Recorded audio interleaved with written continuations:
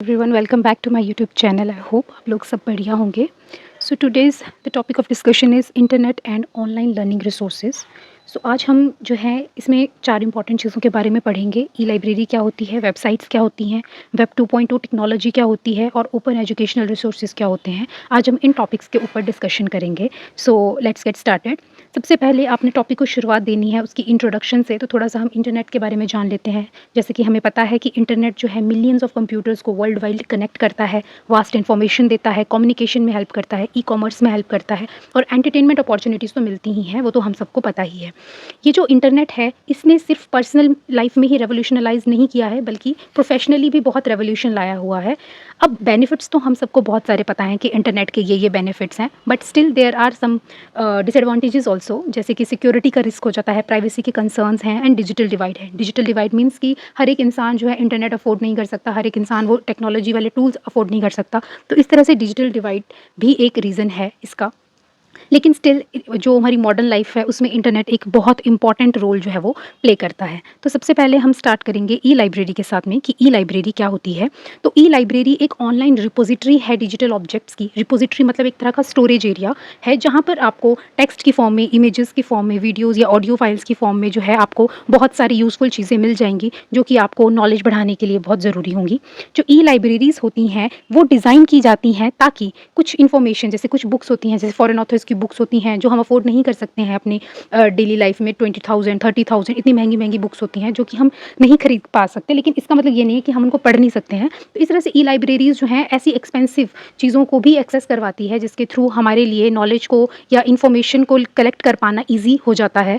और एजुकेशन में जो है ये बहुत यूज़फुल भी पाई जाती है ई लाइब्रेरीज़। सिर्फ एजुकेशन में, रिसर्च में या जनरल नॉलेज में भी जो है हम मल्टीपल बुक्स को जो हम लोग अपनी लाइफ में ख़रीद नहीं सकते हैं या ईज़िली अवेलेबल हमारे एरिया में वो नहीं है, तो हम उनको जो है वो एक्सेस कर सकते हैं ई लाइब्रेरीज़ के through.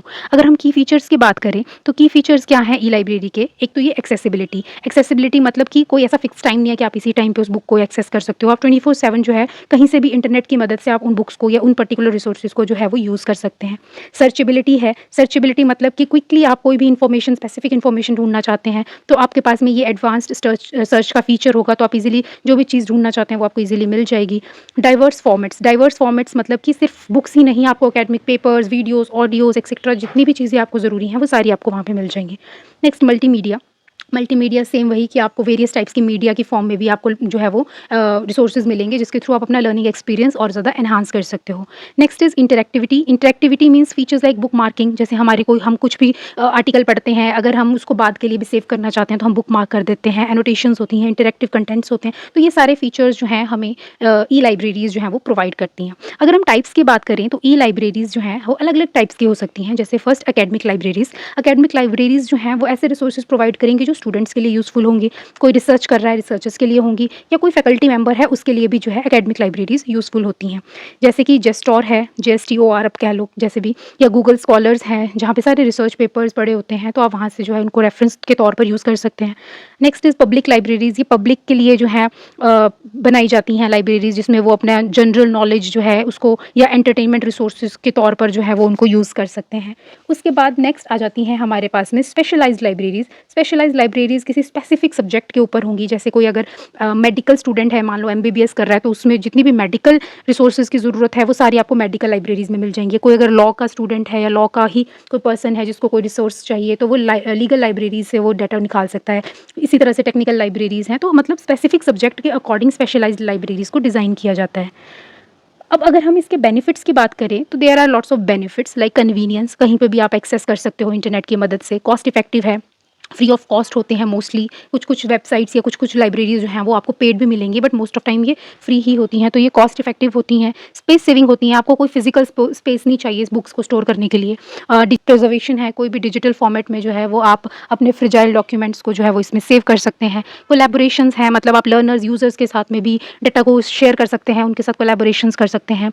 Still there are some challenges also in this e libraries like digital divide, जो कि मैं आपको पहले बता चुकी हूँ। कॉपीराइट इशूज़ हैं कि बहुत सारे रिसोर्सेज़ ऐसे हैं जो उनका ओनर होता है वो उसको ईज़िली एक्सेस आपको नहीं करने देता है, उस पे कॉपीराइट होता है, तो आपको परमिशन स्पेसिफिक परमिशन उस पर्टिकुलर जो भी ओनर है उससे लेनी पड़ती है, तो ही आप उस पर्टिकुलर रिसोर्स को यूज़ कर सकते हो। तो एक ये भी एक इशू है कॉपीराइट का। नेक्स्ट डिजिटल लिटरेसी है। डिजिटल लिटरेसी का मतलब है कि ज़रूरी नहीं है कि हर इंडिविजुअल को इस पर्टिकुलर प्लेटफॉर्म को यूज़ करना आता ही हो, तो उसका एक नॉलेज होना, उसकी स्किल होना भी एक ज़रूरी चीज़ है। टेक्निकल इश्यूज़ कि अगर हमें इतना ई-लाइब्रेरी को इतना एनहांस करना है, तो उसके लिए हमें चाहिए कि जो हमारा आईटी इंफ्रास्ट्रक्चर है वो भी प्रॉपर हो, उसकी मेंटेनेंस जो है वो टाइम टू टाइम होती रहे। तो नेक्स्ट इज़ आप कंक्लूजन लिख सकते हो। कंक्लूजन में लास्ट में आप सब कुछ डाल सकते हो कि किस तरह से ई-लाइब्रेरी ने एजुकेशन को रेवोल्यूशनाइज़ किया है, कॉस्ट इफेक्टिव है, ईज़ी है यूज़ करने के लिए, वाइड रिसोर्सेज़ प्रोवाइड करवाता है, और कैसे ये एजुकेशन में, रिसर्च में और पर्सनल डेवलपमेंट में एक इम्पॉर्टेंट रोल प्ले करता है। और ये हेल्प करता है लोगों तक नॉलेज को पहुंचाने में। लेकिन still there are some disadvantages और challenges which we can say that, like digital divide है, कॉपीराइट इश्यूज़ हैं, तो ये चीज़ों को भी हमें एड्रेस करना पड़ेगा। Next we have website. तो वेबसाइट क्या होती है? वेबसाइट होती है रिलेटेड वेब पेजेस का एक कलेक्शन जो कि एक सिंगल डोमेन नेम के अंडर होता है, जिसे हम इंटरनेट के थ्रू एक्सेस कर सकते हैं। वेबसाइट्स जो होती हैं वो वेरियस टाइप की होती हैं, उनके पर्पज़ के हिसाब से किस तरह की इन्फॉर्मेशन वो हमें प्रोवाइड करवा रही हैं या किस तरह की एंटरटेनमेंट वो हमें दे रही हैं, उसके बेस पर अलग अलग तरह की वेबसाइट्स होती हैं। जैसे फॉर एग्जांपल हमारे पास में बड़े सारे टाइप्स हैं वेबसाइट्स के। जैसे पर्सनल वेबसाइट। पर्सनल वेबसाइट में इंडिविजुअल ने अपनी पर्सनल वेबसाइट्स बनाई है, ब्लॉग्स करता है, कुछ टाइप राइटिंग का उसको शौक है, तो वो उसने अपनी पर्सनल वेबसाइट बनाई हुई है।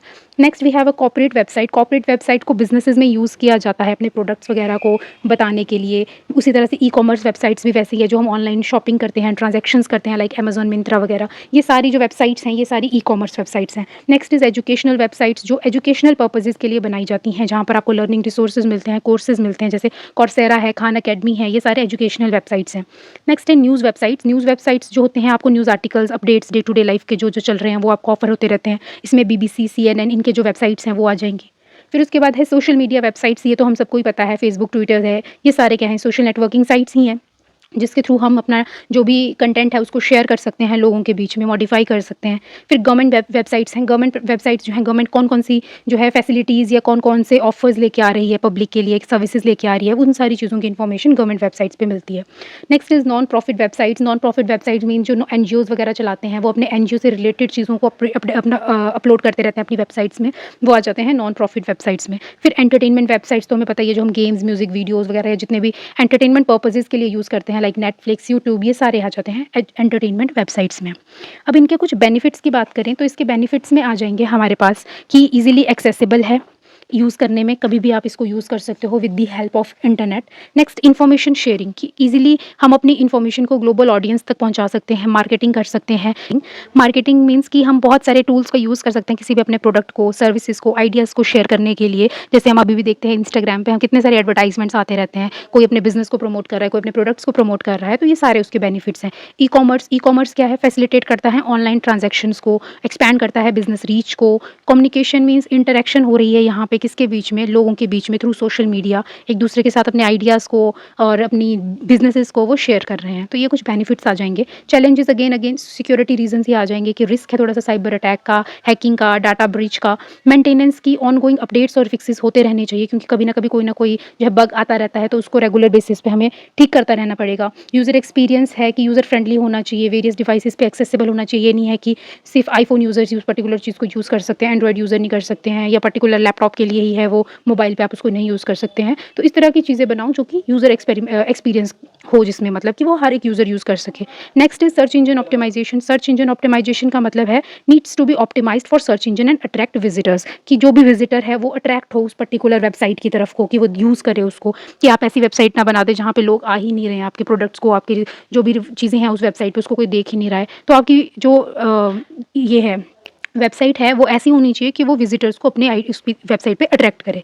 Next is content management. तो कंटेंट मैनेजमेंट यही है कि अपने कंटेंट को रेलिवेंट रखो, अप टू डेट रखो, क्यों, और वो थोड़ा सा लेबर एक्सपेंसिव हो सकता है, क्योंकि अगर आपको डेली अपने वेबसाइट को रिन्यू करना है तो उसके लिए आपको एक पर्सन चाहिए जो उसको डेली अपडेट करता रहे, तो कहीं ना कहीं एक तरह से लेबर इंटेंसिव ये वर्क हो सकता है।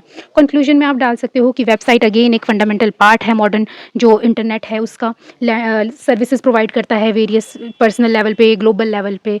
इफेक्टिव वेबसाइट वो होती है जिस पे गुड डिज़ाइंस हो, यूज़फुल कंटेंट हो, रोबस्ट टेक्नोलॉजी हो, ताकि यूज़र्स की जितने भी ज़रूरतें हैं वो पूरी हों। कंटिन्यूअस मेंटेनेंस इसमें होती रहनी चाहिए, और जितने भी चैलेंजेस हैं वो टाइम टू टाइम एड्रेस होते रहने चाहिए, और जो भी पॉजिटिव यूज़र एक्सपीरियंस है वो यूज़र्स को प्रोवाइड होना चाहिए। Next we have web 2.0। तो वेब 2.0 को हम कह सकते हैं कि वर्ल्ड वाइड वेब का ही एक सेकंड जनरेशन है। पहले क्या होता था कि जो वर्ल्ड वाइड वेब होता था वो स्टैटिक होता था, कि मतलब कि जिसने वो डिज़ाइन किया है बस उन्हीं के पास में चीज़ों को मॉडिफाई करने का, उसको कुछ भी चेंजेस लाने हैं, अपलोड करने का सिर्फ उन्हीं के पास राइट था। लेकिन वेब 2.0 ने इस चीज़ को शिफ्ट कर दिया डायनामिक और इंटरैक्टिव वेब एक्सपीरियंस में, जहाँ पे यूज़र जो है वो भी अपना डाटा शेयर कर सकता है, कोलैबोरेट कर सकता है, सब चीज़ों को यूज़र के साथ इंटरैक्ट कर दिया गया है। इसके फीचर्स हैं यूज़र जनरेटेड कंटेंट, अगेन जैसे आप ब्लॉग्स देखते हो, विकिपीडियाज़ हैं, सोशल मीडिया है, जहाँ पे ज़रूर ऐसा नहीं है कि जिसने सोशल मीडिया बनाया है बस वही चीज़ों को अपलोड कर सकता है और आप पार्टिसिपेट नहीं कर सकते। लेकिन इसमें क्या क्या होता है अब कि हम भी पार्टिसिपेट कर सकते हैं, मतलब जो यूज़र है वो भी कुछ भी चीज़ को क्रिएट कर सकता है, शेयर कर सकता है, अपने कंटेंट को मॉडिफाई कर सकता है। इंटरैक्टिविटी है कि जो इंटरैक्शन थी यूज़र और वेब की, वो भी इंटरैक्शन जो है इसके थ्रू बढ़ी है। नेक्स्ट सोशल नेटवर्किंग मीन्स जो कम्युनिटी बिल्डिंग थी, सोशल इंटरैक्शन थी, वो भी इन प्लेटफॉर्म्स के थ्रू बढ़ी है, जैसे फेसबुक हो गया, ट्विटर हो गया। उसके बाद कोलैबोरेटिव प्लेटफॉर्म्स हैं, जैसे टूल्स हैं जो कि क्या कर रहे हैं, इनेबल करते हैं यूज़र को कि वो एक साथ वर्क करे किसी प्रोजेक्ट पे, कॉमन इन्फॉर्मेशन को शेयर करे, जैसे गूगल डॉक्स हैं, विकिपीडिया है, अगर विकिपीडिया पे किसी ने इन्फॉर्मेशन अपडेट करी है तो वो सारे यूज़र्स उसको यूज़ कर सकते हैं। तो इस तरह के कोलैबोरेटिव प्लेटफॉर्म्स की तरह भी वेब 2.0 ने बड़ा इंपॉर्टेंट रोल प्ले किया है। देन टैगिंग जैसे हमारे हैशटैग्स चलते हैं यूट्यूब पे, इस पे यूट्यूब पे कह लो, ट्विटर पे कह लो, इंस्टाग्राम पे कह लो, जिसमें क्या होता है कि सिमिलर इन्फॉर्मेशन सारी एक साथ इकट्ठी ऑर्गेनाइज हो जाती है। अगर आप किसी पर्टिकुलर चीज़ का हैशटैग यूज़ करोगे तो उस हैशटैग से रिलेटेड जितनी भी चीज़ें होंगी वो आपको एक साथ मिल जाएंगी। इसके एग्जांपल्स आ जाएंगे social media like Facebook, Twitter, Instagram, LinkedIn वगैरह। ब्लॉग्स हैं, माइक्रो ब्लॉग्स है जैसे वर्डप्रेस, ब्लॉगर, टम्बलर। विकीज़ हैं लाइक विकिपीडिया, विकी हाउ है। Multimedia sharing like YouTube, Flickr, SoundCloud. Collaborative tools में गूगल डॉक्स है, ट्रेलो है, स्लैक है। ई कॉमर्स और रिव्यू साइट्स में अमेजन है, ईबे है। ये सारी चीज़ें जो हैं इसमें एग्जाम्पल्स में आ जाएंगी। Next we have some challenges क्या है, अगेन प्राइवेसी कंसर्न है, मिस इन्फॉर्मेशन है कि कोई भी छोटी मोटी इन्फॉर्मेशन जो है वो स्प्रेड की जा सकती है ऐसे प्लेटफॉर्म्स के ऊपर। सिक्योरिटी का थोड़ा सा रिस्क होता है कि कुछ वेबसाइट्स जो होती हैं वो हाईली वल्नरेबल होती हैं सिक्योरिटी को लेकर, तो जो यूज़र होता है उसका डाटा लीक होने के बड़े हाई चांसेस होते हैं। डिजिटल डिवाइड है, जो तो मैं पहले बता चुकी हूँ कि not everyone has equal access, कि वो सारी टेक्नोलॉजी और स्किल्स को यूज़ कर सके। और कंटेंट मॉडरेशंस हैं कि बैलेंस करके रखना है फ्री एक्सप्रेशन। जैसे हमें कोई अगर इंस्टाग्राम पर कोई वीडियो सजेस्ट कर रहा है and we don't want to watch that, तो हमारे पास में नॉट इंटरेस्टेड इस तरह से हमारे को एक सेटिंग में ऑप्शन आ जाता है कि जिसके थ्रू हम डिसाइड कर सकते हैं कि हमें किस तरह की वीडियोज़ देखनी है या किस तरह का कंटेंट देखना है। तो इस तरह से कंटेंट मॉडरेशंस जो हैं वो भी मिलती हैं। लेकिन जैसे जैसे अपडेट्स होते जा रहे हैं, पहले ऐसा नहीं होता था, अब ये चीज़ें आ रही हैं, जैसे कि जो भी मैं अभी हमारे पास में ये राइट है कि हम अपने हिसाब से जो है चीज़ों को चूज़ कर सकते हैं। लेकिन पहले के टाइम पे ये जो थी हमारे पास में राइट नहीं था कि कोई चीज़ हमें सजेस्ट हो रही है तो उसको हम अपने हिसाब से डिसाइड कर सकें कि हमें क्या देखना है, क्या नहीं देखना है। कंक्लूजन में आप बोल सकते हो कि वेब 2.0 ने एकदम से इंटरनेट में ट्रांसफॉर्मेशन ले आया, जिसकी वजह से यूज़र और जो आपका वेब है उसके बीच में इंटरेक्शन बढ़ गई, कम्युनिकेशन बढ़ गया, बिजनेस बढ़ गया, कंटेंट क्रिएशन बढ़ गई। तो इस तरह से मल्टीपल वेज से जो है वेब 2.0 ने जो है यूज़ चीज़ों को बढ़ाया है। और चैलेंजेस जो हैं वो तो वैसे ही रहेंगे, प्राइवेसी, सिक्योरिटी के, मिस इन्फॉर्मेशन के। तो इन चीज़ों को भी हमें एड्रेस जो है वो करना पड़ेगा। इसके बाद हम बात करते हैं ओपन एजुकेशनल रिसोर्सेज की। तो ओपन एजुकेशनल रिसोर्सेज क्या होते हैं कि टीचिंग के लिए, लर्निंग के लिए कोई रिसर्च मटेरियल जो आपको फ्रीली अवेलेबल है, लाइक ई लाइब्रेरीज होती है ना, उसी टाइप का होता है। तो यहाँ पे भी आपको रिसर्च पर्पज़ के लिए, लर्निंग के लिए, टीचिंग के लिए आपको रिसर्च जो भी रिसोर्सेज हैं वो आपको फ्री मिलते हैं। ठीक है, जिसके वजह से आप जो है कभी भी उनको यूज़ कर सकते हो, मॉडिफाई कर सकते हो, इवन डिस्ट्रीब्यूट कर सकते हो। जो OER है, ये ओपन एजुकेशनल रिसोर्सेज हैं, इनका एम है कि हर एक इंसान को एजुकेशन प्रोवाइड करवाई जा सके, रिसोर्सेज प्रोवाइड करवाए जा सके, ताकि जो लर्निंग है वो प्रॉपर वे में हो। की फीचर्स हैं, फ्री एक्सेस है, कोई कॉस्ट नहीं है इस मटेरियल को यूज़ करने के लिए, आप फ्री ऑफ कॉस्ट इसको यूज़ कर सकते हो। ओपन लाइसेंसिंग है, ओपन लाइसेंसिंग का मतलब है कि लीगल शेयरिंग आप कर सकते हो, मॉडिफिकेशंस कर सकते हो अगर आपके पास में इसका टिपिकली लाइसेंस्ड है ये अगर तो। अडेप्टेबिलिटी है कि मटेरियल्स को जो है हम अपने नीड्स के हिसाब से यूज़ कर सकते सकते हैं, मॉडिफ़ाई कर सकते हैं। डाइवर्स फॉर्मेट्स है, आपको टेक्स्ट बुक की फॉर्म में, कोर्स की फॉर्म में, lesson plan, videos, text softwares, इस तरह से अलग-अलग डाइवर्स फॉर्मेट में चीज़ें जो है वो मिल जाती हैं। टाइप्स की बात करें तो ओपन टेक्स्ट बुक्स हैं। ओपन टेक्स्ट बुक्स मीन्स ऐसी फ्री डिजिटल टेक्स्ट बुक जिनको हम डाउनलोड कर सकते हैं, प्रिंट कर सकते हैं और डिस्ट्रीब्यूट भी कर सकते हैं। कोर्स वेयर जहाँ पे आपको कंप्लीट कोर्स जो है वो प्रोवाइड किया जाता है कि पूरा सिलेबस होगा, असाइनमेंट्स होंगे, एग्जाम्स होंगे। नेक्स्ट लर्निंग मॉड्यूल्स हैं जहाँ पे यूनिट्स, इंडिविजुअल यूनिट्स या लेसन्स को डिज़ाइन किया जाएगा स्पेसिफिक लर्निंग आउटकम के लिए। मल्टीमीडिया है, लाइक एजुकेशनल वीडियोज़ आपको मिलेंगी, पॉडकास्ट मिलेंगे, इंटरेक्टिव सिमुलेशंस मिलेंगी लाइक खान अकेडमी, और रिपोजिटरीज़ मिलेंगी। रिपोजिटरीज़ अगेन वही स्टोरेज एरियाज़, मतलब ऑनलाइन प्लेटफॉर्म है जहाँ पे आपको एग्रीगेटेड फॉर्म में सारा जो वेरियस रिसोर्सेज हैं वो आपको मिल रहे हैं। इसके बेनिफिट्स की बात करें तो कॉस्ट सेविंग है ये, मतलब कि आपको ज़्यादा खर्चा करने की ज़रूरत नहीं है, बच्चों के ऊपर कोई ज़्यादा फाइनेंशियल बर्डन नहीं आएगा कि बुक्स खरीदनी है या कोई मटेरियल खरीदना है जो काफ़ी एक्सपेंसिव है, ईजिली वो इसको एक्सेस कर सकते हैं। एक्सेसिबिलिटी है कि हाई क्वालिटी का एजुकेशनल रिसोर्स भी उनको ईजिली प्रोवाइड किया जा रहा है through this open education resources के थ्रू। देन कस्टमाइजेबल है कि एजुकेटर अपनी नीड्स के हिसाब से उसको कस्टमाइज़ कर सकता है। कोलैबोरेशंस हैं कि वेरियस एजुकेटर्स हैं, इंस्टीट्यूशंस हैं, वो आपस में कोलैबोरेशंस कर सकते हैं। लाइफ लॉन्ग लर्निंग है क्योंकि जब आपको रिसोर्सेज बेटर मिलेंगे, लर्निंग बेटर होगी फ्यूचर के लिए, तो वो लॉन्ग टर्म ही काम आएगी आपके, क्योंकि अगर आप इंटरैक्टिव वे में पढ़ोगे तो चीज़ें आपके दिमाग में ज़्यादा टाइम तक के लिए रिटेन रहती हैं। इसके बाद अगर हम इसकी चैलेंजेस की बात करें तो चैलेंजेस इसमें आ जाते हैं क्वालिटी कंट्रोल। क्वालिटी कंट्रोल मतलब कि क्योंकि ओपन रिसोर्सेज है, कोई भी कुछ भी डाटा डाल रहा है, कुछ भी मॉडिफाई कर रहा है, तो कौन सा डाटा कितना रिलायबल है, कितनी उसकी अच्छी क्वालिटी है, तो वो हम श्योर नहीं हो सकते हैं। किसी ने कोई डाटा गलत भी डाल सकता है, तो उसमें थोड़ा सा क्वालिटी कंट्रोल होना चाहिए। नेक्स्ट इज़ अवेयरनेस कि बहुत सारे एजुकेटर्स हैं, इंस्टीट्यूशंस हैं, वो स्टिल अभी भी इन ओपन एजुकेशन रिसोर्सेज से अनअवेयर है कि उससे वो कैसे लर्निंग को और इफेक्टिव बना सकते हैं। देन टेक्निकल बैरियर्स हैं कि आपको एक रिलायबल इंटरनेट एक्सेस चाहिए अगर आपको इसको यूज़ करना है, डिजिटल लिटरेसी चाहिए ताकि आप इनको यूज़ कर सकें। And last is sustainability. Sustainability मतलब developing and maintaining high quality OER require ongoing funding and support, कि अगर आपको अच्छा रिसोर्स बनाना है तो उसके लिए प्रॉपर फंडिंग्स होनी चाहिए, सपोर्ट्स होनी चाहिए, ताकि एक सस्टेनेबल हाई क्वालिटी वाला रिसोर्सेज जो हैं वो वहाँ पे डाले जा सके। कंक्लूजन है इसका कि जो ओपन एजुकेशनल रिसोर्सेज है वो रिप्रेजेंट करते हैं एक पावरफुल मूवमेंट कि किस तरह से एजुकेशन को डेमोक्रेटाइज किया जाए, हाई क्वालिटी लर्निंग मटेरियल जो है हर किसी को प्रोवाइड करवाया जा सके, जितने भी चैलेंजेस हैं वो सारों को ओवरकम करके ग्लोबल लेवल पे लर्निंग को बेटर किया जा सके। So that's all for today's video. I hope आपको समझ आया होगा। Do subscribe my channel and like this video and thank you. मिलते हैं नेक्स्ट वीडियो में। Bye bye.